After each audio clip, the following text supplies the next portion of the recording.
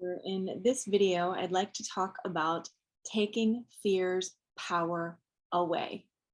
We got to face it, fear is real.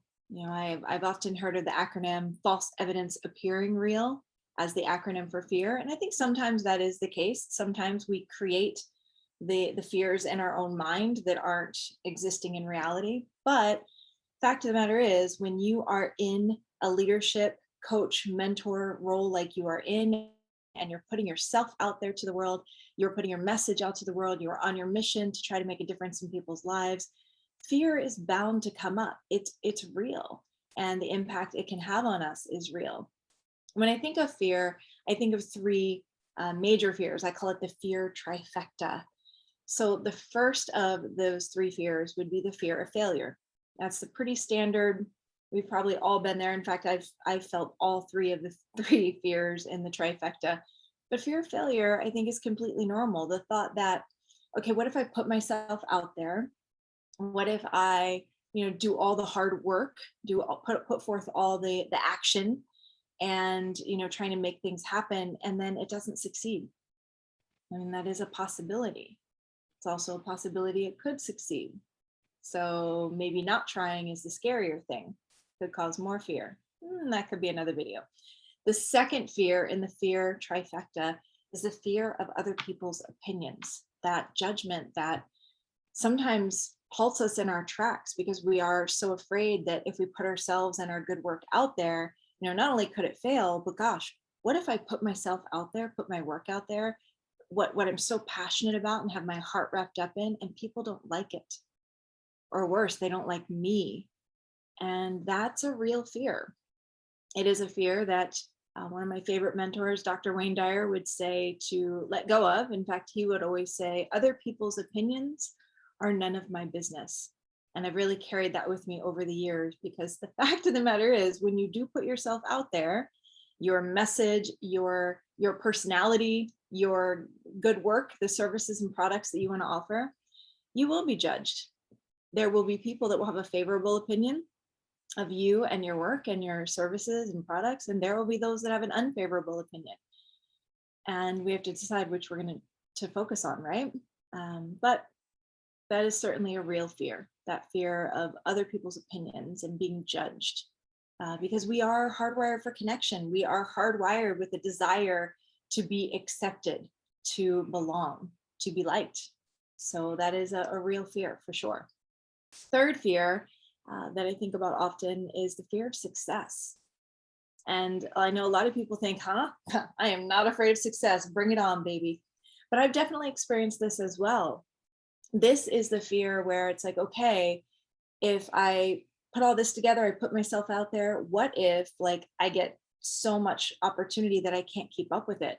What if I get so many customers that I can't handle them, and then there become customer service issues? Or what if this leads to opportunities, to travel, and it takes me away from my family?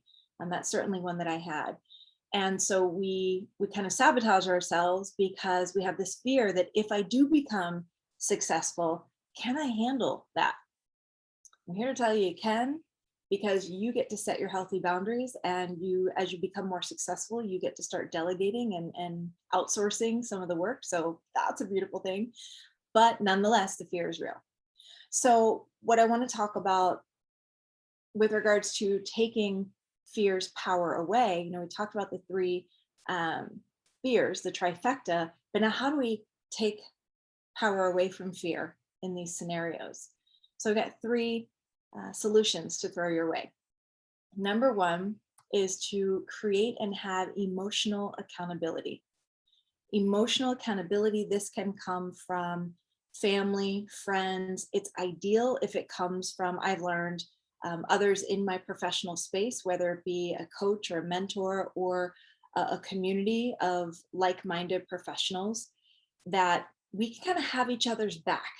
When you're in a community, kind of have each other's back, and there can be some collaborative conversation. When you're feeling the fear, you're able to express it, and there's others who've been there, done that can help get you back in a good mindset again, back in a good mind space, a good state of mind to move forward again. a coach or a mentor can very much do the same thing. So being able to have that objective outside person or people who can be kind of that way of holding loving accountability in place, so that when you start to potentially get carried away by fear, they can help you navigate back to a place of being more grounded and confident.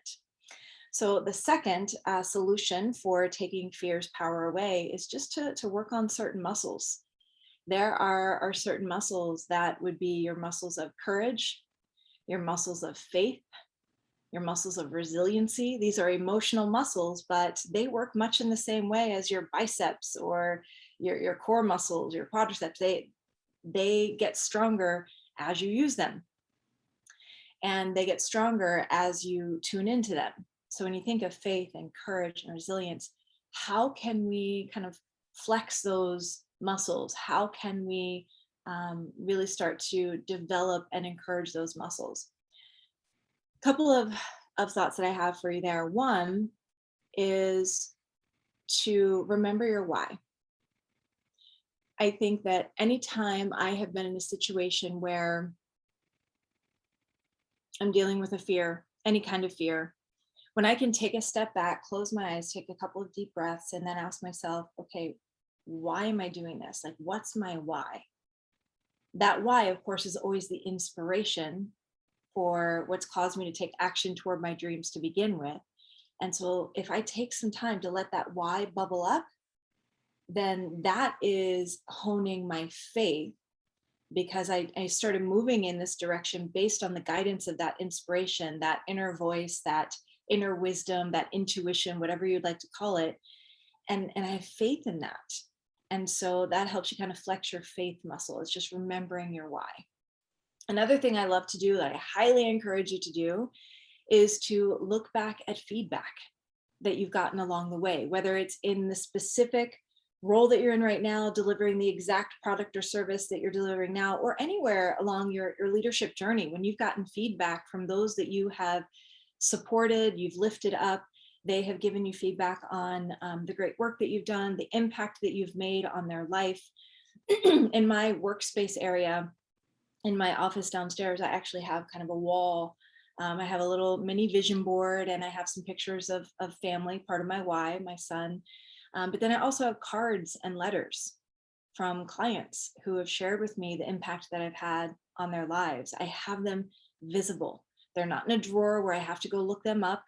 I have them visible so that if I am feeling fear bubble up, feeling hesitation, feeling stuck, feeling doubt, those things that can bubble up as part of fear, I can look over my right shoulder and I can see on the wall these amazing words. People have taken the time to share from their heart, letting me know the positive impact I've made on them. And all of a sudden, the fear drifts aside and I start feeling the faith and more courage to, get back up and move forward again.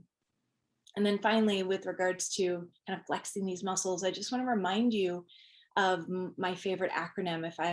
If you haven't heard me share it before, because I mentioned the false evidence appearing real. And then we all know fear can also mean like F everything and run. Pardon the insinuated word there. But my favorite acronym is face everything and rise. Face everything and rise.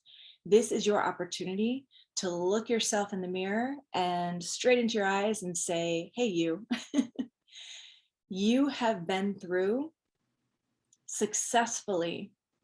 You have persevered to the other side of successfully.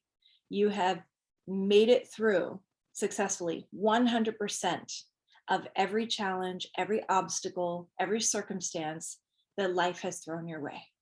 You're here right now. That is proof that whatever life has thrown your way over the course of your life experience, you've gotten through it. You have persevered to the other side, perhaps even excelled, especially if we think about lessons learned when we go through challenging times. And you can move through this fear as well. So you're going to face it and you're going to rise above it. So face everything and rise. So the third thing that I want to talk about is just being willing to let go. Being willing to let go of attachment to some things that we have a tendency to hold on to. We have a tendency to hold on to things like perfection. This was definitely one of my challenges in the beginning. I felt that fear of failure and that fear of being judged. And so I became a bit of a perfectionist, which I've had a tendency toward, most of my adult life with work and such. But in the good work of my heart here in the inspired life, I would hold back because I'm like, no, it's not good enough yet.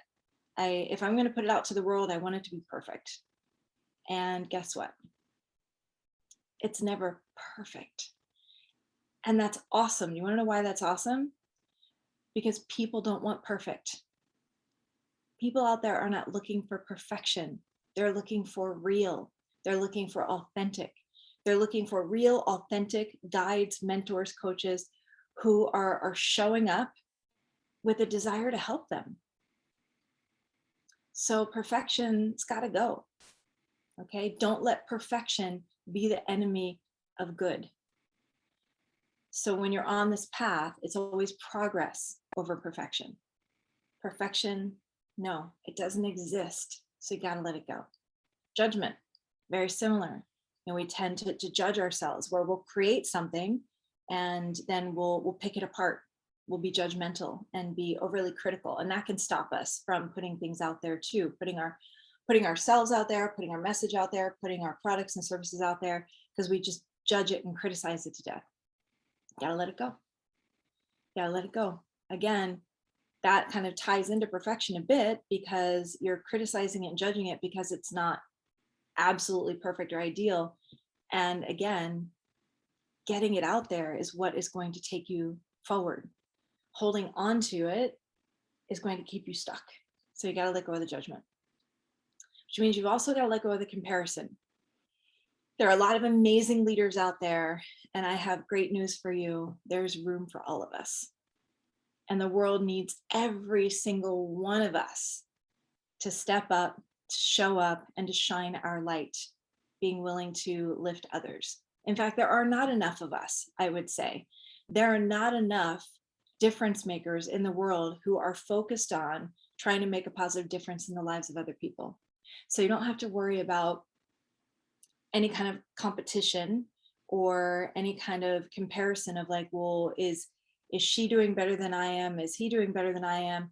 This person has more followers. This person got more engagement on their posts. This person seems to be doing better than me. Okay, first of all, you have no idea what's really going on potentially behind the scenes. Because in this world, especially in this digital social media world we live in, we see people's highlight reels, but we tend to not see the B-roll. And the B-roll is the stuff that often is behind the scenes. It gets left on the floor that we don't shine to the world because it's just not as pretty. But there's plenty of B-roll in all of our lives, not just the highlight reels. There's plenty of stuff that's gone wrong, plenty of mistakes. I have made more mistakes than I could possibly count in my various roles in leadership, and certainly as a coach. And I've learned from every one of them. That's the goal, right?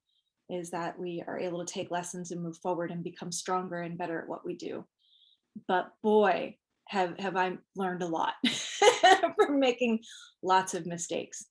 And you also have to remember that we're all at different points in our path.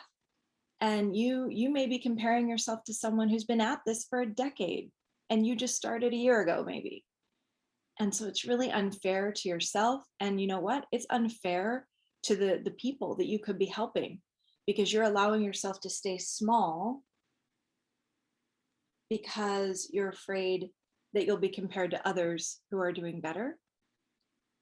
No, you are uniquely you. And there are people out there who are waiting for you. No matter how many coaches are out there and how well they're doing, they're not waiting for them. They're not waiting for me. They're waiting for you.